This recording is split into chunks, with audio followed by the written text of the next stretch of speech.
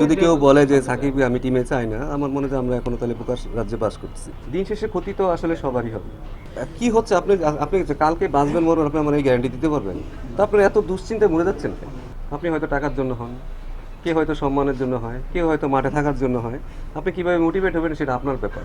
যদি কেউ বলে যে সাকিবকে আমি টিমে চাই না, আমার মনে হয় আমরা এখনো তাহলে প্রকাশ রাজ্যে বাস করতেছি। কারণ সাকিবের মতো সবচেয়ে বড় জিনিস হচ্ছে যে একটা টিমের ব্যালেন্স চলে আসে, একটা বল আর একটা ব্যাটসম্যান আপনি দুই দিকেই পাবেন। দিন শেষে এবং সাকিবও কিরকম ফিট থাকে সেটাও একটা বড় ব্যাপার, বাট এটা যে কেউ চাবে, এটা এটা আসলে এটা প্রশ্ন করার মতো আমরা মনে করি বিষয় না। এটা দিন শেষে ক্ষতি তো আসলে সবারই হবে। ক্ষতিতে যে এটা এটা যদি আমি যদি বলি যে আমার কোনো ক্ষতি হয় না, তা কিন্তু না। আমি তো সেটাই বললাম যে আসলে আপনি এখন যদি সারাদিন অঙ্ক করতে থাকেন আমার কী কী ক্ষতি হইলো, আমার কী কী ক্ষতি হইলো, আমার কী কী ক্ষতি হইলো, আপনি কীভাবে আগাবেন? তো আপনার একটা জায়গায় তো স্টপ দিতেই হবে। সো আপনি আসলে এখন ওইটা নিয়ে ভাবলেও তো আপনি কিছু করতে পারবেন, আপনি কিছু করতে পারবেন যে আমরা খেলতেছি না দেখে তাই হাত ফুটায় বসে থাকবো, তা তো না। আমার মনে হয় যে আপনি কোনো সময় ক্ষতিটা চিন্তা করেন না, আসলে আপনি কীভাবে বেটার করতে পারবেন। দিন শেষে যদি আমরা যদি আবার ভালো ক্রিকেট আর বেটার নেশন হই, তখন হয়তো সবাই আমাদের ওইভাবেই মূল্যায়ন করবে। এছাড়া হয়তো মূল্যায়ন ওইভাবেই করবে না। আপনি যদি 15 নাম্বার টিম হন, আপনাকে ওইভাবেই মূল্যায়ন করবে। কি হচ্ছে আপনি আপনি যে কালকে বাঁচবেন মরবেন আপনি আমার এই গ্যারান্টি দিতে পারবেন? তো আপনার এত দুশ্চিন্তায় মরে যাচ্ছেন কেন? যখন যেটা যখন হবে সেটা নিয়ে পরিস্থিতি আসলে সামাল দেওয়াটাই সবচেয়ে বুদ্ধিমানের কাজ হবে আমার মনে হয়। আহ, আমরা দিন শেষে আমরা একটা ক্রিকেট নেশন, এটা কিন্তু আপনার মনে করতে হবে। আপনি আমাদেরকে ফেলে দিতে পারবেন না।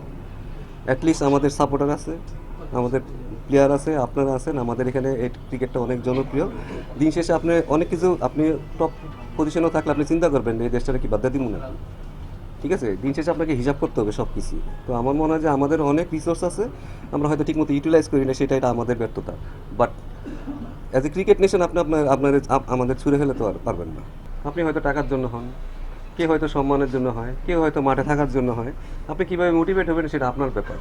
ঠিক আছে, এখন এক্সটার্নাল মোটিভেশন কখনই বেটার ভালো না। যদি আমি আমি বড় প্লেয়ার হতে চাই না, কেউ আছে অনেকে প্র্যাকটিস করে এরকম যে আমরা টাকা দিলে আমি প্র্যাকটিস করব, আবার অনেকে আছেন আমি প্র্যাকটিস করবো টাকা কামানোর জন্য। এখন আপনি এটা দিন শেষে কীভাবে দেখেন? সো মোটিভেশনটা আসলে কীভাবে কে কীভাবে নিচ্ছে সেটা তার ব্যক্তিগত ব্যাপার, এখানে আমার আসলে আমি বলতে পারবো না। আমি অ্যাজ এ কোচ আমার যেই ডিউটি, প্রতিদিন যেই ডিউটি থাকে, ছেলের ইমপ্রুভমেন্ট কি হচ্ছে কিনা, ছেলে কি বেটার ক্রিকেট খেলতেছে কিনা, অ্যাজ এ কোচ যে আমার যে রোলটা প্লে করাতে আমি সেই রোলটাই প্লে করবো।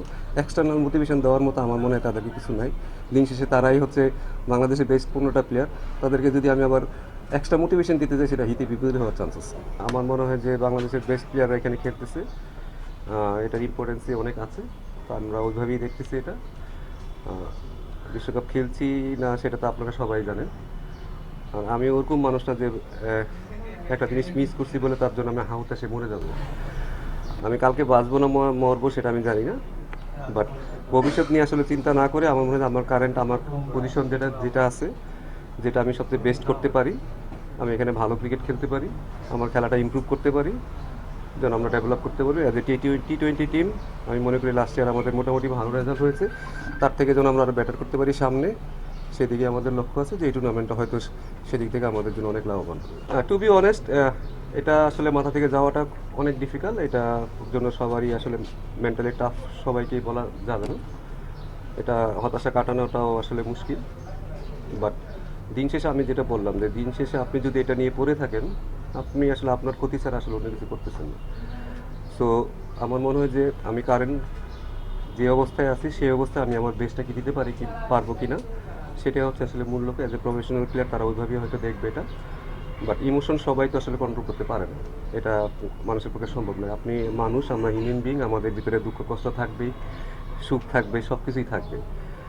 বাট কীভাবে আমি সামনে তুলতে পারবো সেটার জন্য হয়তো আমাকে কারেন্ট পজিশনে থাকাটা সবচেয়ে বেশি ইম্পর্টেন্ট। তো আমি মনে করি যে ছেলেরা এটা কাটিয়ে উঠবে এবং তারা তাদের এই টুর্নামেন্টের দিকে লক্ষ্য রাখবে। আমি নিজে মুস্তাফিজকে জিজ্ঞেস করছিলাম যে আসলে তুমি কি ফিল করতেছো?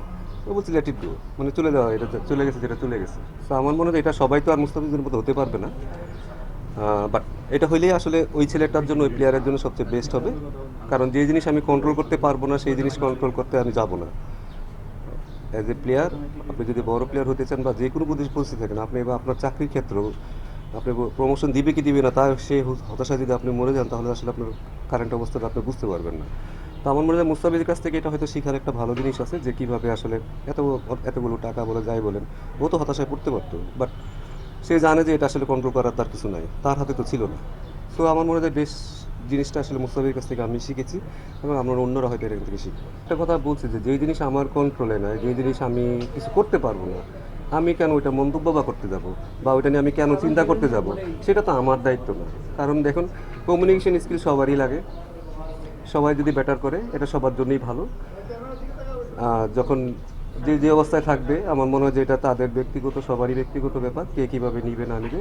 এবং এই জিনিসটা তো আসলে আমার মন্তব্য করার মতো আসলে বিষয়ও না, কারণ আমি এখানে ডিসিশন মেকার না, আমি কোনো কিছুই আসলে বলতে পারবো না।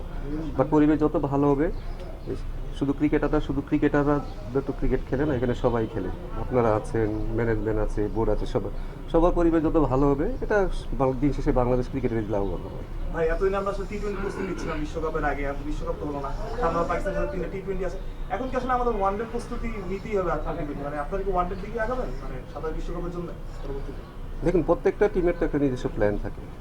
তো যেহেতু আমি মনে করি যে লাস্ট 1-1.5 বছর আমরা টি-20 ওয়ার্ল্ড কাপের জন্য প্রিপারেশন নিয়েছি। এখন যেহেতু সামনে হয়তো আমাদের 50 ওভারের বিশ্বকাপ আছে, সেদিকে মনোযোগ দেবে। এটা অবশ্যই আমাদের সেই প্ল্যানটা আমাদের আগেও করা ছিল, এখনও করা আছে। আমরা হয়তো এটা শেষ হলেও হয়তো আমরা সেইভাবে আসলে আগানোর চেষ্টা করব। দিন শেষে যখন আপনি মাঠে নামবেন, সবাই কিন্তু তার বেস্টটা দেওয়ারই চেষ্টা করবে, আমি আশা করি। কারণ এখানে সব টপ 45 প্লেয়ার খেলতেছে, এখানে একটা হেলদি কম্পিটিশন হবে, কিছু ইয়াংস্টার আসছে এবং যারা আগেও খেলছে তারাও আছে এখানে। আমার মনে হয় যে এখানে একটা ভালো কম্পিটিশন হবে। কারণ প্রত্যেকটা দিনই আমার কাছে মনে হয় যে একটা অপরচুনিটি। সেটা কারোর জন্য হয়তো, কেউ যদি এটা খুব সিরিয়াসলি নেয় তার জন্য এটা একটা বড় অপরচুনিটি, কেউ যদি সিরিয়াসলি না নেয় তার জন্য হয়তো ডাউনফলও হতে পারে। সো আমার মনে হয় যে সবাই সবার জায়গা থেকেই তার বেস্টটা দেওয়ার চেষ্টা করবে। ওয়ানডে ফর্মে যে টুর্নামেন্টে নাইস, এটা আপনাকে কে বলছে? না, তাহলে আমার মনে হয় যে আমরা যেভাবে আসলে চিন্তা করা হচ্ছে, এটা আমার মনে হয় বোর্ডেরও প্ল্যান আছে, যারা ম্যানেজমেন্ট আছে তাদেরও প্ল্যান আছে, আমরা কীভাবে আগাবো। আমার দিন শেষে ছেলেদেরকে মাঠে রাখাটা খুব বেশি জরুরি, কারণ ছেলেরা যেন হ্যাপি থাকে, সেই দিকটাও আমাদের আসলে লক্ষ্য রাখতে হবে। যে খেলাটা, ছেলেরা যেন খেলাটা এনজয় করে। আমার মনে হয় যেহেতু ওয়ার্ল্ড কাপ খেলতেছে না, আমার কাছে মনে হয় যে সবার একটু মন খারাপ থাকবে, এটাই স্বাভাবিক। বাট এটা থেকে হয়তো তাদেরকে চেষ্টা করা হচ্ছে যে তারা যেন অ্যাটলিস্ট মাঠে থেকে খেলাটা এনজয় করে এবং তারা তাদের কাজটা যেন ঠিক মতো করে। আপনার সাথে যদি আমার কমিউনিকেশন ভালো না থাকে, আপনার সাথে আমার যদি মানে কী বলে সম্পর্ক ভালো না থাকে, তো ওই পরিবেশ খারাপ হবে, এটা আপনারাও জানেন ভালো করে। দিন শেষে শুধু ক্রিকেটাররা না, আমরা সবসময় সব কিছু তো আসলে সব কিছু ক্রিকেটারদের উপরে চাপাই দিই, যে কিছু হয় যে ক্রিকেটারদেরই। আসলে দিন শেষে ম্যানেজমেন্ট আছে, তাদেরও একটা রোল আছে, যারা বোর্ড আছে তাদেরও একটা রোল আছে, আপনাদেরও একটা রোল আছে। আলটিমেটলি খেলে হয়তো এই 15 জনই, বাট দিন শেষে আমরা সবাই কিন্তু একটা জায়গায় আছি যে বাংলাদেশ ক্রিকেটের জন্য বেটার হয়। আমার মনে হয় যে ছেলেদের ইন্সপায়ার করার জন্য হয়তো তারা আসছে এবং এটা এই কমিউনিকেশনটা যত বেটার হবে, সেটা বাংলাদেশ ক্রিকেটের জন্য বেটার হবে। আপনাকে কীভাবে ম্যানেজ করবেন সেটা আপনার ব্যাপার, ঠিক আছে? আপনার মাথাটা তো আমি ম্যানেজ করতে পারবো না, বা আপনার চিন্তাধারা আমি আপনার ম্যানেজ করবো। আপনি আমার সম্পর্কে খারাপ চিন্তা করতেছেন না, ভালো চিন্তা করবে, সেটাকে আমি বলতে পারবো না, ঠিক আছে? সো আমার কাছে মনে হয় যে যার অবস্থা যেভাবে থাকে, সে তার বেস্টটা দেওয়ারই চেষ্টা করবে। এবং আমার মনে হয় যে ওইটা নিয়েই যখন আমি আমার বেস্টটা দেবো, সেটা দিন শেষে সেটা বাংলাদেশ ক্রিকেটের জন্য উপকার হবে এবং আপনি আপনার জায়গা থেকে যদি আপনার বেস্টটা দেন, আপনি আপনার প্রফেশনে বেটার করবেন। তো অন্যরা কি ভাবলো, কে কি চিন্তা করলো, মন্তব্যের ক্ষেত্রে দেখুন, আমার মন্তব্য যতটুকু আমার আসলে বেরিয়ার থাকা উচিত। আপনি যে অফিসে চাকরি করেন, আপনি কিন্তু অনেক কিছু চাইলেও বলতে পারবেন না, করতেও পারবেন না। সো এটা একটা জব। সো জবের ক্ষেত্রে আমার যতটুকু আসলে বেরিয়ার থাকা উচিত, আমি অতটুকুই থাকার চেষ্টা করব।